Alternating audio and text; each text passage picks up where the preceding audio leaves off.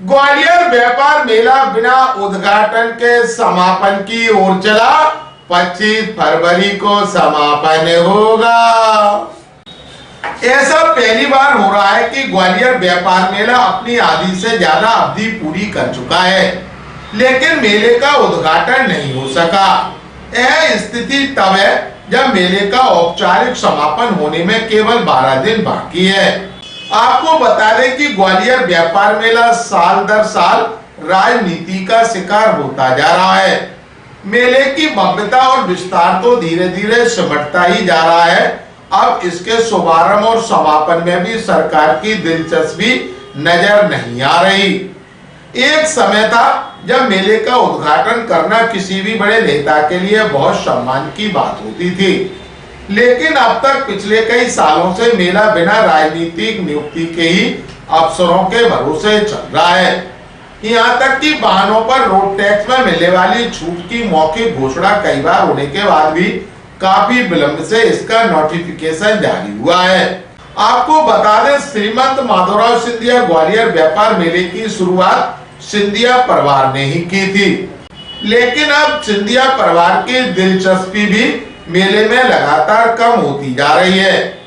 ग्वालियर मेले की न केवल प्रदेश में बल्कि देश भर में प्रसिद्धि थी, लेकिन इसकी प्रसिद्धि में लगातार गिरावट आती जा रही।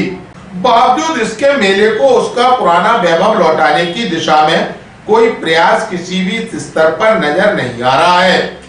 मेला व्यापार संघ का कहना है कि मेले का जिस भी वजह से उद्घाटन नहीं हो पाया, उसके कारण जानने का अब कोई मतलब भी नहीं है। लेकिन सिंधिया परिवार की विरासत ग्वालियर मेले का विधिवत शुभारंभ होना जरूर चाहिए था, लेकिन अब समापन पर मुख्यमंत्री सिंधिया जी या किसी बड़े नेता को जरूर आना चाहिए। इससे व्यापारियों का उत्साह और मनोबल बढ़ेगा। व्यापारियों ने यह भी कहा है कि मेला 25 फरवरी तक समापन होना चाहिए, जिससे व्यापारी अपना सामान समेटकर आगे के मेलों की तरफ बढ़ सके। ग्वालियर अभी तक को जानकारी देते हुए महेंद्र भटकारिया ने कहा, श्रीमंत माधवराव सिंधिया व्यापार मेला अपने आप में एक अंतर्राष्ट्रीय मेला है और इस मेले का उद्घाटन न होना ये एक दुखद बात है सभी व्यापारियों के लिए। अब जो समापन की ओर जा रहा है तो हमने बीच में भी बोला था कि समापन तो करा ही दें, लेकिन शायद वो भी नहीं दिख रहा है।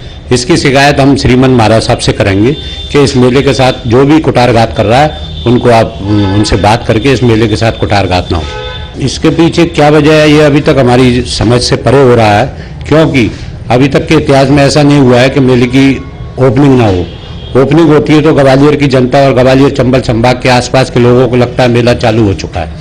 चूँकि इस बार मेला भी डाउन है और सभी व्यापारियों को कुंभ के मेले का भी असर इस मेले में दिख रहा है, इसलिए इस मेले की ओपनिंग जो हो जाती तो लोगों को लगता मेला चालू हो चुका है, लेकिन अब मेला समापन की ओर जा रहा है। और हमारा तो यही निवेदन है कि भविष्य में जो तारीख है उस सभी व्यापारी और दुकानदार भी अपने समय पर आकर दुकान लगाया करें और मेले को सुचारू रूप से चलाएं, जिससे इस मेले की ओपनिंग भी सुचारू रूप से हमेशा के लिए चालू रहे।